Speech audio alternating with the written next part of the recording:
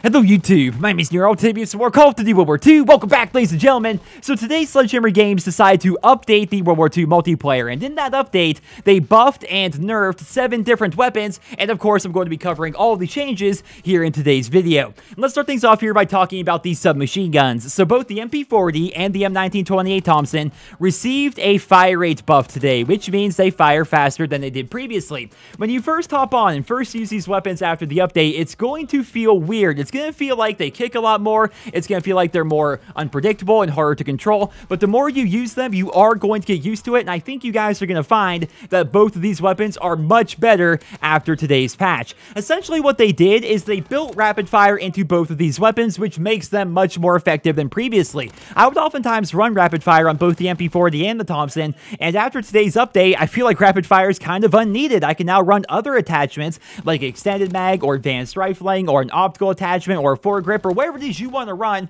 You are now free to not run rapid fire on these weapons, and I think you guys are going to find that today's changes have made them much better than they were previously. Next up, we have the FG42, which received a fire rate nerf, which means it fires slower than it did previously, and I've got to say, this change has definitely made the FG42 much harder to use. The damage hasn't been touched whatsoever. It's still a 3-shot death cannon. It's still really good at picking people off across the map, but the reduced fire rate makes it much harder to track your targets who are strafing, and it definitely makes it much harder to be effective up close against submachine guns, shotguns, and stuff like that.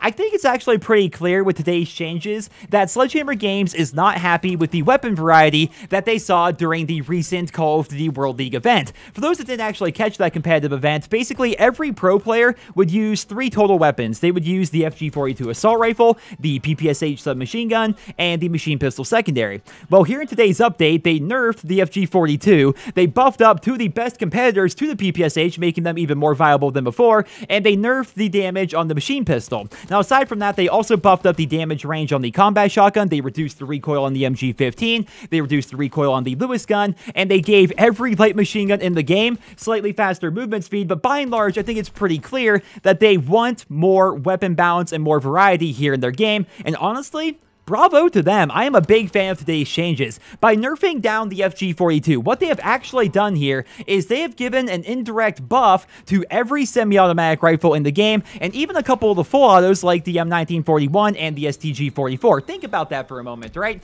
If you're using a semi-automatic rifle like the M1A1, what advantage does that gun really have over the FG42, which is also a 3-shot kill at most ranges, right? I mean, I guess the only advantage the M1A1 actually has is it's even more accurate at super long ranges, but by and large, it was outclassed by the FG42 in pretty much every way. Well, by nerfing the FG42, the M1A1 and the other semi-automatic rifles are now much better, even though they were not actually directly buffed with today's update. By buffing up the Thompson and the MP40, we now have 2 more submachine guns that we're going to see a lot more often, as compared to pretty much only seeing the PPSH, which is going to be good for the game's balance. But the downside to today's update is we are still left with a few questions. For example, whatever happened to the sawed-off and the Luftwaffe drilling buffs? Both of those shotguns are dreadfully bad. I have diamond shotguns now. I know they are painfully bad. You basically have to go play hardcore to do anything with either of those weapons, and they have said previously that they plan to buff the shotguns here in this game, but I don't think anybody anticipated them buffing the combat shotgun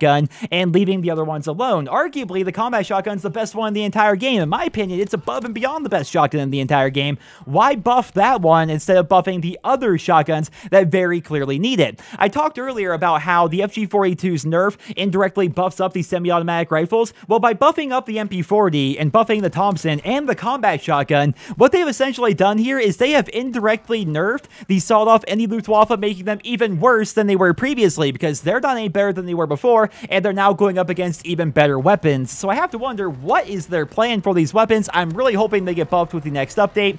And also, what about the BAR assault rifle? They have said that they may have to nerf it yet again, it's still the best submachine gun in the entire game, while also being a full auto rifle. Are they going to make changes to the bar with the next patch? I think Sledgehammer's goal here is to see how today's changes play out, and then make even more changes after they gather a bunch of new data, information, and feedback. What do you guys think? Are you happy with Sledgehammer's decision? Are you happy with the new FG42, the new MP40, and the new Tommy gun? I would love to hear all of your feedback down there in the comment section below. Thank you all so much for tuning in today. I hope you enjoyed the video. Drop me a rating. I hope you guys all have a wonderful day.